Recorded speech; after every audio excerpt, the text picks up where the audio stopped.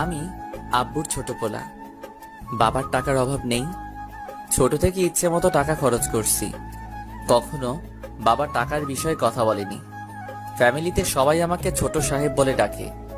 আমি এবার inter second ইয়ারে পড়ছি। এবার আসা যাক গল্পে। শাহাদাত কাকুর দোকানে বসে চা খাচ্ছি। হঠাৎ বাসা থেকে বড় ভাই ফোন দিল। আমি ফোনটা রিসিভ করেই, হ্যালো। শুভ, কোথায় তুই? চার দোকানে চা খাচ্ছি। কেন, কি হয়েছে? তাড়াতাড়ি বাসায় আয়। পারবো না, এখন আমার একটা কাজ আছে। দেখ ভাই, আমার রাগ করিস না, তাড়াতাড়ি বাসায় আয়। আচ্ছা, আসছি বলেই বাইক স্টার্ট দিয়ে তাড়াতাড়ি বাসায় পৌঁছলাম। বাসায় ঢুকেই আমি অবাক, এত মানুষের হইচই কিসের? আর বাড়ি এত সুন্দর করে সাজানো হচ্ছে কেন? আমি কিছুই বুঝতে পারলাম না। সোজা ভাইয়ের রুমে চলে গেলাম। ভাইয়া, কই তুমি? আর কি হয়েছে শুনি? তোমার ভাইয়া বাজারে গিয়েছে, তুমি ড্রেস চেঞ্জ করো। কেন, কি হয়েছে যে ড্রেস চেঞ্জ করতে হবে? আজকে তোমার বিয়ে। আমার মাথায় তো আকাশ ভেঙে পড়লো। কি, আমার বিয়ে মানে? আজকে তোমার বিয়ে। আরে মানে কি? ভাইয়া চলে আসলো। এসেই, শুভ, চল গোসল করতে হবে। ভাইয়া আমার বিয়ে, আমাকে আগে বলবে তো?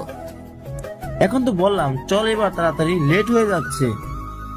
না, আমি বিয়ে করব না বলেই সোজা বাইকের কাছে এসে বাইকে উঠে যখনই বাইকে স্টার্ট দিব তখন দেখি বাইকে চাবি নেই। ভাইয়া, চাবি দাও। চাবি তো আমার কাছে না, আব্বুর কাছে, আব্বুর কাছ থেকে নিয়ে আয়। আমি আব্বুর কাছে শুনেই ভয় পেয়ে গেলাম।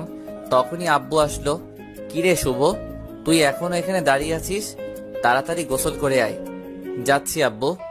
মনে মনে প্রচুর রাগ হচ্ছে। বলতেই চারদিক থেকে মানুষ এসে আমাকে গোসল করাতে লাগলো। গোসল শেষ করে একটা পাঞ্জাবি দিল আম্মু। কি করব আম্মু এই পাঞ্জাবি দিয়ে? আজকে তোর বিয়ে, তাই পাঞ্জাবি পরবি? আম্মু, আমি বিয়ে করব না। ওগো ছোট সাহেবের বাবা, তোমার ছোট সাহেব কি বলে শোনো? আরে আরে কিছু না, আমি এখনই গুছিয়ে নিচ্ছি। সবকিছু গুছিয়ে নিলাম। সারাদিন বিয়ের অনুষ্ঠান হলো। আমি প্রচুর ক্লান্ত।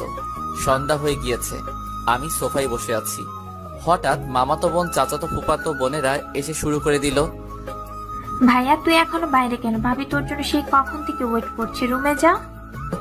ওই কার ভাবি? আর কার জন্য? আরে তোর বউ। পাগল নাকি? আমি তো এখনো বিয়েই করিনি।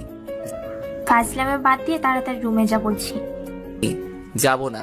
ওরা তিনজন মিলে আমাকে জোর করে রুমে পাঠালো। আমি রুমে ঢুকেই গাছের মতো সোজা হয়ে গেলাম। হায় আল্লাহ,